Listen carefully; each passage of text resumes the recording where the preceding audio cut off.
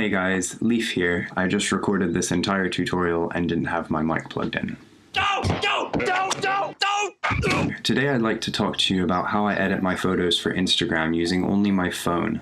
I use 3 apps to achieve my look: Snapseed, Lightroom Mobile, and an app called SCROOT. I'm going to talk to you a little bit about each of these apps and what they're good for today, and run you through the basics of my workflow. So let's jump in. Okay, so the first thing we're going to want to do is open up Snapseed, which is this app here with the little leaf. If you don't have it, you can download it for free in the App Store or on Google Play. So I'm going to open up a photo I took yesterday of King's College, and I'll just start with my basic edits. The first edit I usually apply is HDRscape, and what that does is that sort of balances out the shadows and highlights in the image. So you can see that's before, that's after. There's quite a big difference between the before and after, and you can change the filters here. I'm gonna go with people because I want this guy to be the subject of the image and the chapel, King's College Chapel, to be the secondary subject. So I'll just okay that. I'm pretty happy with that. The second edit I usually make is my basic edit, so I'll tune the image, which is this top left one here, and this is your basic sort of brightness, contrast, and saturation, all that sort of stuff you find in here. So I usually up the contrast, up the saturation a little bit, but in this one you can see it gets really oversaturated really quickly. So that's about right. And then the ambience of my photos I usually drop way down, but some people really like to boost it so that you can, you know, sort of see all of the aspects of the image, but I like mine to be quite moody. And so I'm pretty happy with that. That's actually almost at 100%. But I'll leave it like that. I might raise it a little bit because I'm going to darken the shadows a little bit more in a second. As you can see, I just left tune image, but I wasn't done. If you want to go back into an edit and you've exited out, you hit this button up here at the top and go back to view edits, and you just click on the one that you didn't finish, and there's this little slider thing here, and you'll be taken back into your tool where you can continue where you left off.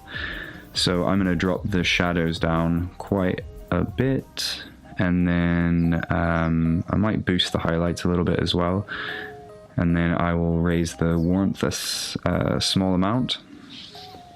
Right, so the next edit I make is usually detail, so I'll just raise the detail a little bit. That's like structure and sharpening. I don't mess with the sharpening because phone photos are usually auto sharpened. Then after detail I will usually do a vignette. The vignette is quite a nice tool because it allows you to draw the viewer's eye to the part of the image that you want them to look at. So you can see the difference between before the vignette and after. It just sort of draws your eye into the guy looking at the chapel. So I actually am pretty happy with the way that looks right off the bat. I might just brighten the inside of the vignette a little bit. So that's looking pretty good. I'm actually gonna make this a bit bigger because sometimes I like to apply a double vignette, but you have to be careful because the vignette actually it actually adds a bit of like a glamour glow to the image, and it can take away from the structure of it. So I only tend to try and apply 2 if I can help it. So I think that looks pretty good actually. I'm just gonna raise the brightness a little bit in the middle, just a tiny bit. And yeah, that's looking pretty nice. So that's before any edits in Snapseed, that's after. And the very last tool that I use is the grainy film tool. That just adds grain to the image and it allows it to look a little bit more like a film photo. That's before. That's after the grainy film, and that is the last step I use in Snapseed. So now I will export this photo. I usually save the image first, which just saves all of the effects on top of the original image, and then I'll export a JPEG. Okay, so the next app I use to edit my photos after Snapseed is an app called SCROOT, or SKRWT. Once you've opened it, you'll want to open your photo that you just edited in Snapseed and import it into SCROOT.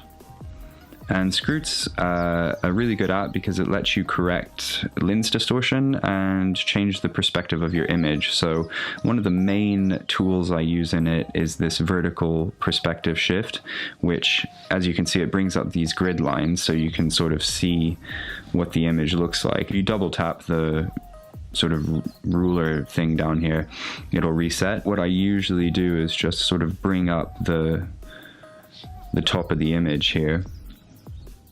Right, I'm pretty happy with that.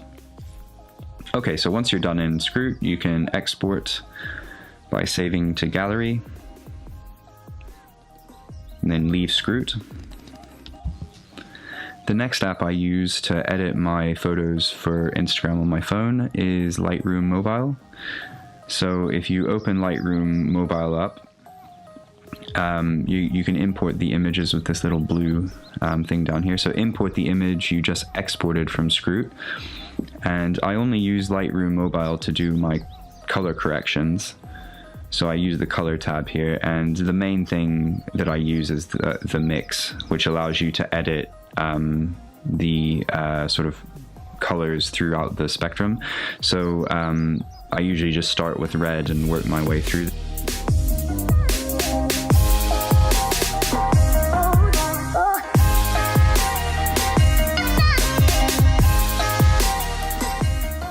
And I will boost the saturation and the luminance of that. And then usually there aren't many purples in the images I take, so I don't really have to worry too much about that. I usually tend to just kind of play around and see what balance of colors I like the most. So that's all done. So that's what it looked like before the color correction, and that's after.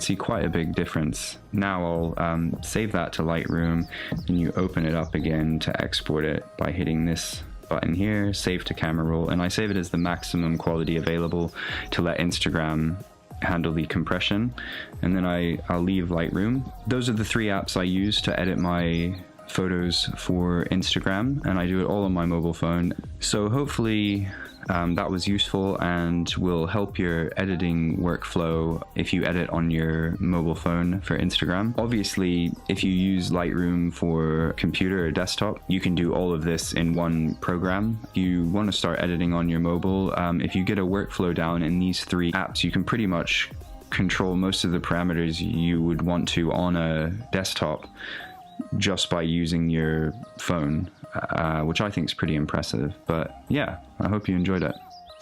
Hey guys, thanks so much for watching this tutorial. I hope you found it useful. If you did, please subscribe. I'll be making more videos like this in the future. If you have any questions or feedback, please feel free to leave it in the comment section, especially if you think I missed anything or if there's anything you'd like me to go over. I'd love to hear from you. So yeah, drop me a comment, and yeah, thanks a bunch.